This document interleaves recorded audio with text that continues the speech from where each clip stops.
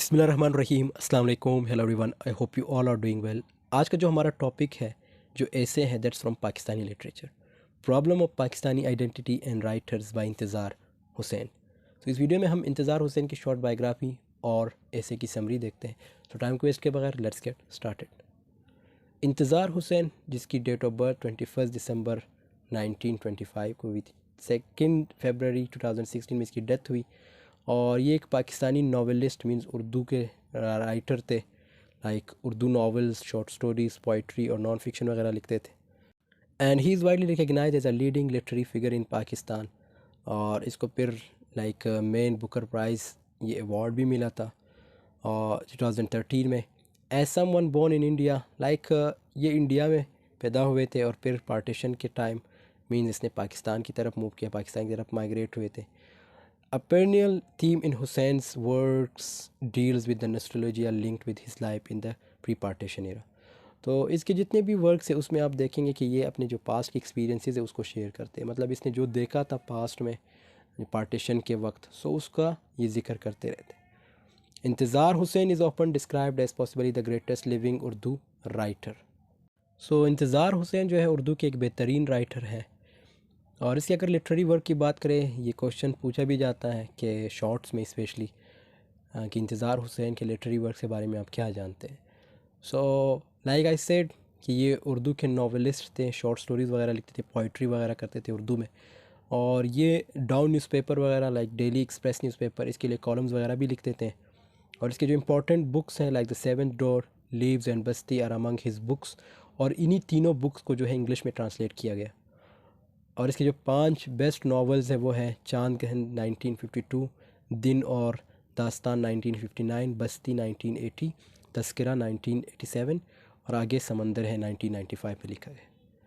फिर इसके ये कुछ जो इम्पोर्टेंट वर्क है उसके कुछ प्राइजेज़ इसे मिले थे। तो ये नीचे जो है पूरा मेंशन है, आप पढ़ सकते हैं। इसमें कोई डिफ़िकल्टी नहीं, कोई डिफ़िकल्ट वर्ड है ही नहीं। और इसकी अगर डेथ की बात करें तो 2 फरवरी 2016 में इसकी डेथ हुई national hospital defence housing authority Lahore में। ये टाइमिंग मेंशन की गई है। और फिर इस तरह जो Indian express like it's newspaper, इन्होंने क्या किया, इन्होंने आफ्टर मंटो मतलब मंटो के बाद पाकिस्तान का सबसे बेहतरीन राइटर इंतज़ार हुसैन को करार दिया, like best non Pakistani writer in the world after Manto.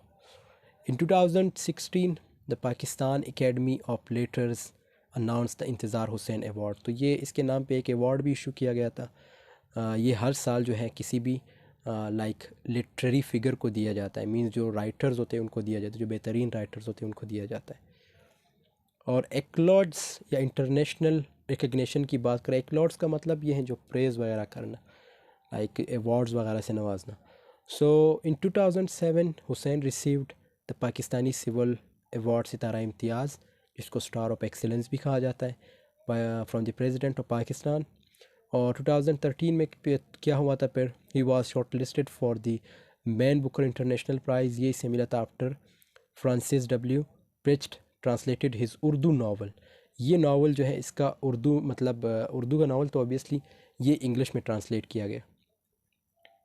और इसके बाद he received a lifetime achievement award at the Lahore literary festival.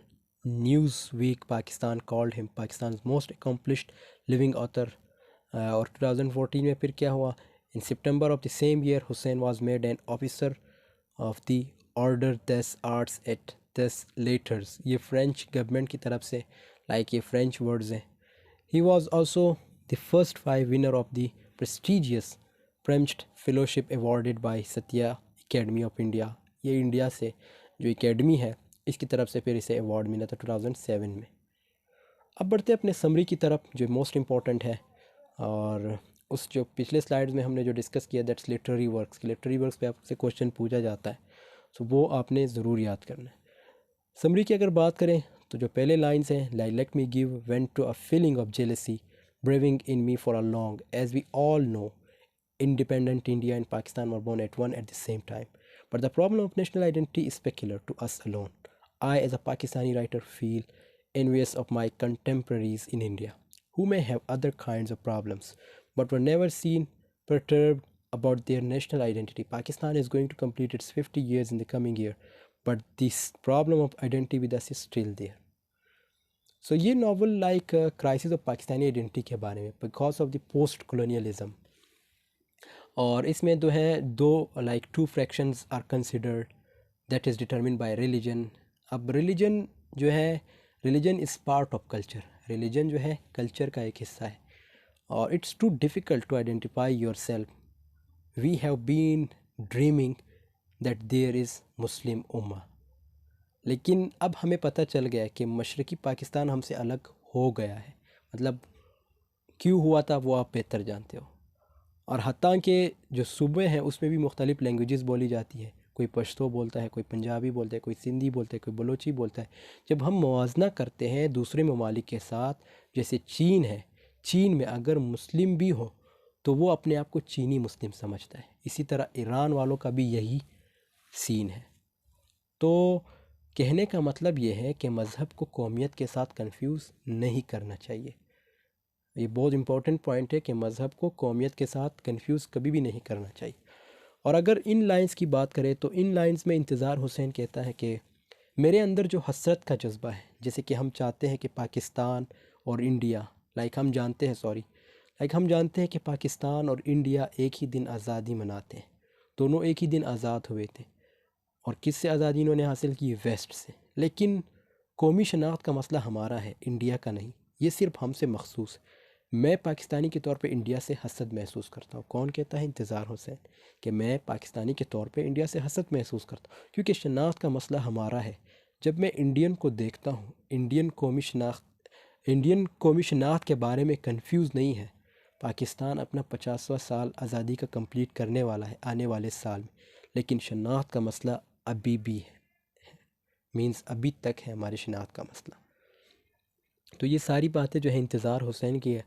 और इसके बाद नेक्स्ट लाइंस में क्या कहता है, ये लाइंस आप लोग ख़ुद पढ़ लीजिएगा। अगर मैं इसको पढ़ना स्टार्ट करूँ तो वीडियो बहुत लंबी हो जाएगी। मैं इसकी समरी आपको बता देता हूँ, जो इम्पोर्टेंट वर्ड्स हैं उसके मीनिंग बता देता हूँ।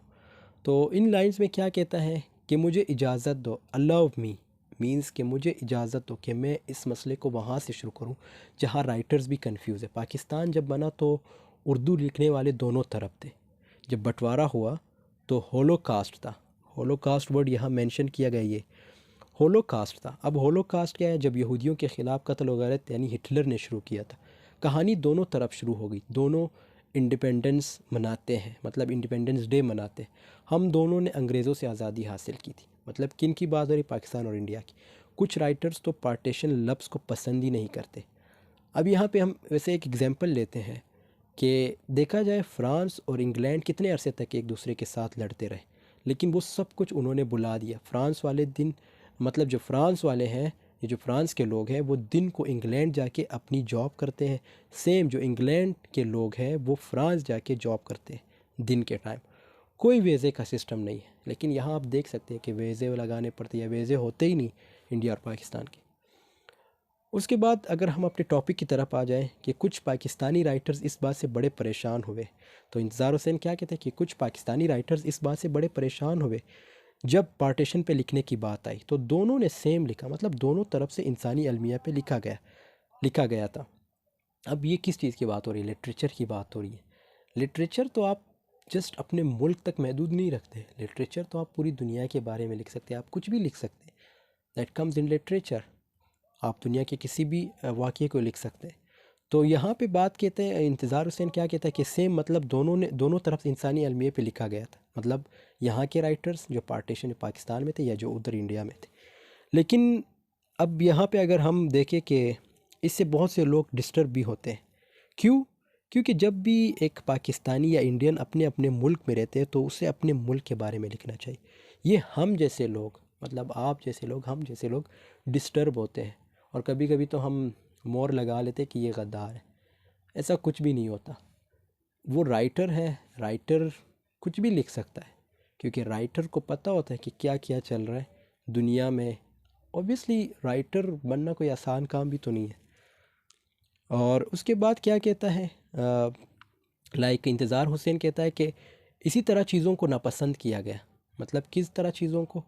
कि वहाँ के लोग हमारी तरह क्यों लिख रहे हैं या इधर के लोग उनकी तरह क्यों लिख रहे हैं।